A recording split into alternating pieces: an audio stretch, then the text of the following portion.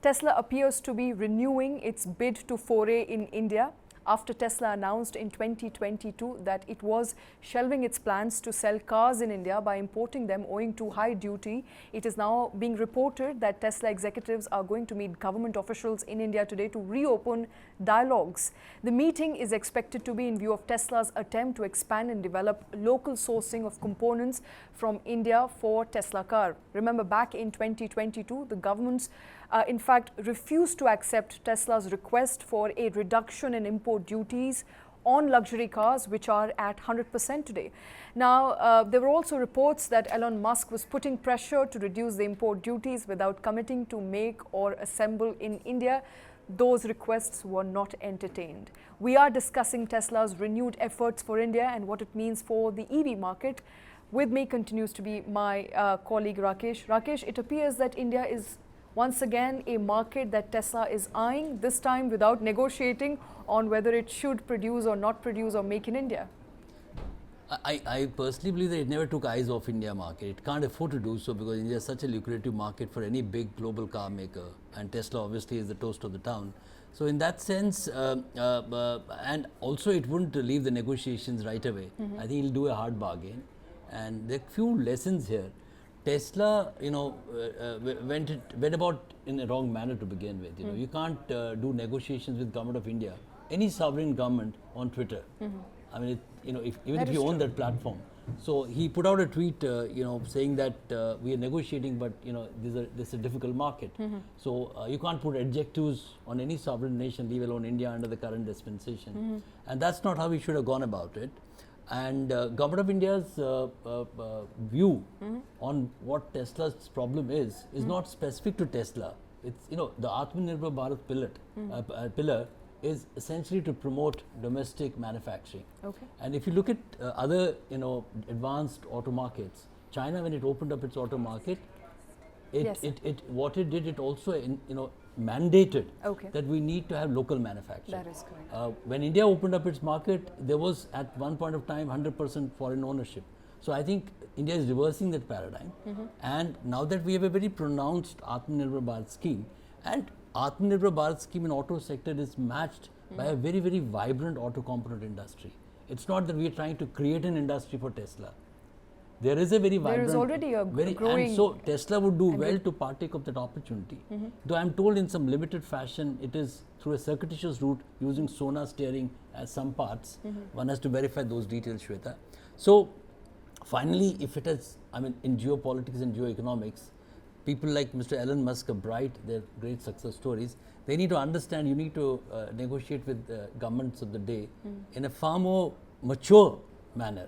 And if his team is coming over here, I don't know what the representation of the team is. Is it like, mid-level, senior level? Is it number 2 to Musk? Because that will also determine the kind of meetings they get. Seriousness they have for and India. Also the kind of meetings they'll get in India. Absolutely. If he's sending a junior, I think a joint secretary will meet him. So, and today's mood in Government of India is not that very placatory. Absolutely. One can have an academic debate on that, whether that's the right way to go about it. But under the domestic manufacturing also, Government of India has taken a dramatic turn. We brought in the PLI scheme, which is for the other manufacturing sector. And I wanted to bring that up because in 2022, when the talks were at their peak and we were hearing comments from the government that Tesla is likely to make a foray, I still remember Nitin Gadkari sitting on a platform saying Tesla will come very soon and will sell cars that will be accessible, affordable, not to all but to some. But then suddenly we saw a pause in conversation. What also government came on record to say is that we have enough schemes, including PLI, that will be advantageous to Tesla if it opens a market here, if it, if it works in line with Make in India policy, if it's able to even assemble, if not manufacture here.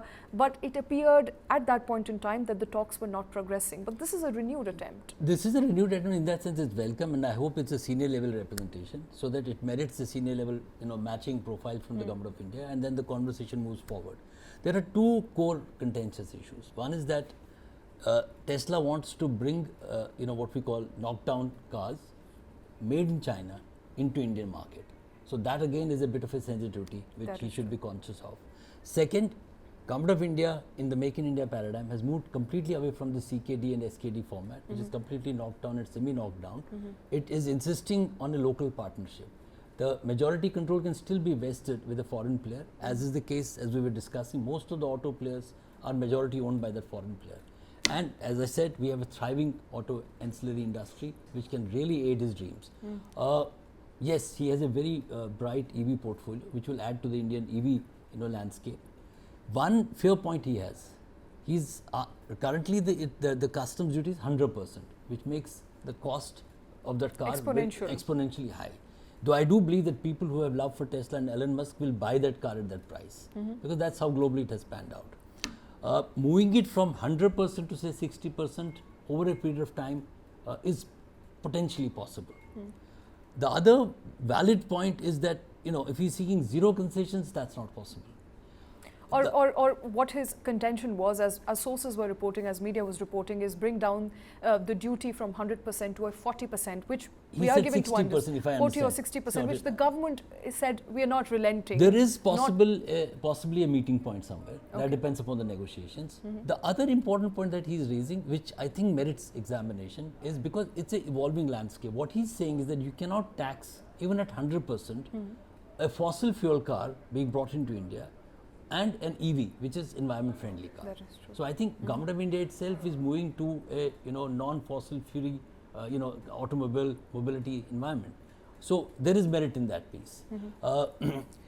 If he is able to ride his expectations and be fair about it, I think government of India will give him a hearing. He had actually set up a company in Bangalore. It was registered, which was then abandoned, shut down.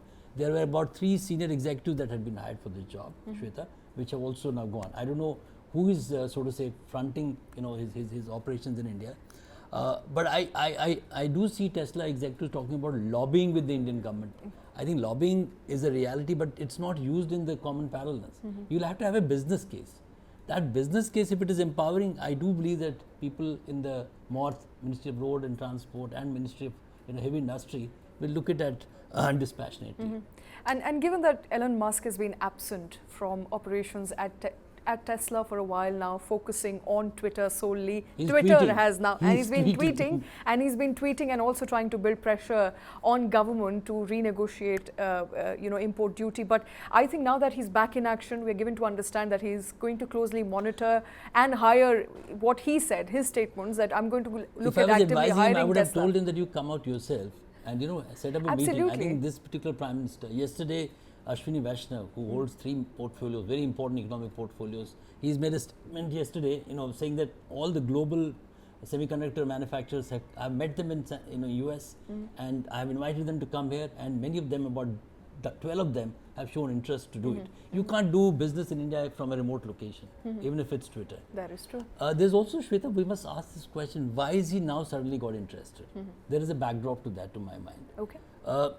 He had made heavy bets for China. But couple of points, the frosty relationship between China and US.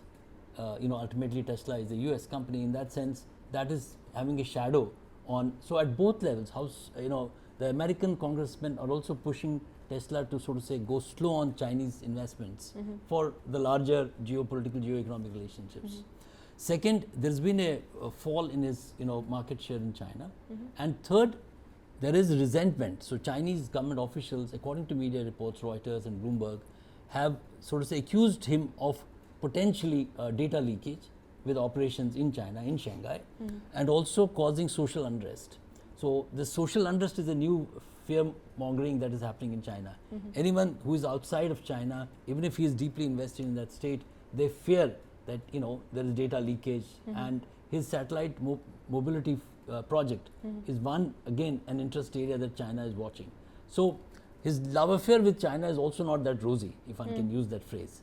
So he will have to. It's a love-hate relationship. Not necessarily hate, but the love quotient is coming down. Okay, the love quotient is coming down. And what he is doing is also he's betting heavily now on Indonesia and Thailand. Okay. So these are two markets where he's and now India fits in the bill, because Indonesia and Thailand, if he does well in India, both these countries will not have the kind of volumes that India promises. That India can. Not in the short term, but in the medium and long term. Absolutely. And perhaps learn from Apple's example here. Absolutely. And we've been discussing the auto story in India, especially the passenger vehicles, Shweta, has been undergoing a massive change.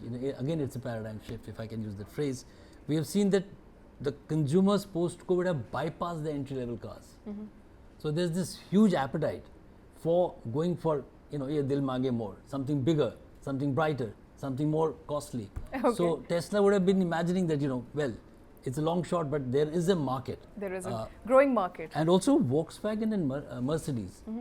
These two companies are doing well in India. Not as much Volkswagen as Mercedes.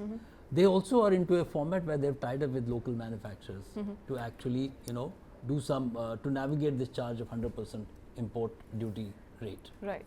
Okay. So Tesla there, of course, trying to meet with government officials in India, trying to revive whatever negotiations were had not continued beyond 2022. So trying to take a leap from where it was and hopefully will enter India market. We're all very positive for Tesla.